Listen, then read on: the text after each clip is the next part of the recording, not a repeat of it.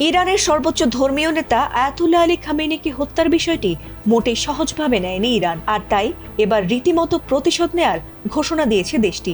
আর সেই ধারাবাহিকতায় ট্রাম্প নেতানিয়াহুর মিত্র দেশগুলোতে একের পর এক পাল্টা ড্রোন আর মিসাইল হামলা চালিয়ে রাতের ঘুম কেড়ে নেয়ার মিশনে নেমেছে ইরান।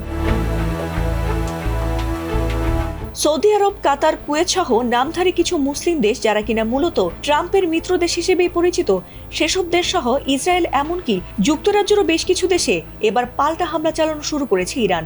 আর সেই হামলার ভিডিওগুলো একের পর এক তোলপাড় করেছে সামাজিক মাধ্যমগুলো। এবার তেমনি কুয়েতে মার্কিন F-15 এর মতো অত্যাধুনিক যুদ্ধ বিমানকে মিসাইল ছুড়ে আকাশেই ধ্বংস করেছে ইরান, আর সেই ভিডিও ছড়িয়ে পড়েছে সামাজিক মাধ্যমগুলোতে।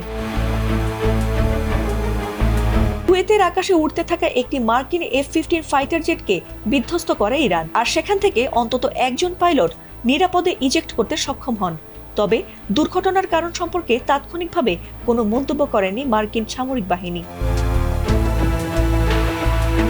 শুধু তাই নয়, ট্রাম্প নেতানিয়াহুর মিত্র দেশগুলোর ঘুম হারাম করতে এবার নিজেদের সক্ষমতার প্রমাণও প্রকাশ করেছে ইরান। দেশটির রাষ্ট্রীয় সংবাদ মাধ্যম ফার্স্ট নিউজ এজেন্সি এবার একটি নতুন ভিডিও প্রকাশ করেছে, যেখানে তেহরানের গভীরে নির্মিত ভূগর্ভস্থ সুড়ঙ্গগুলোতে হাজারো ড্রোন সারিবদ্ধভাবে সাজানো অবস্থায় দেখা গেছে।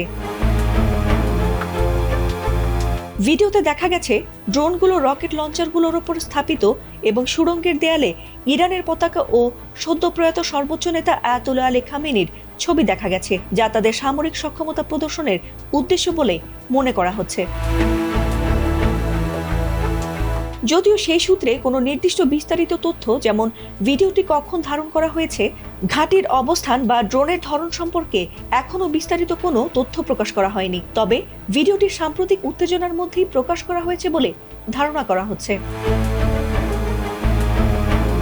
ফাতিমা সুলতানা, ATN বাংলা।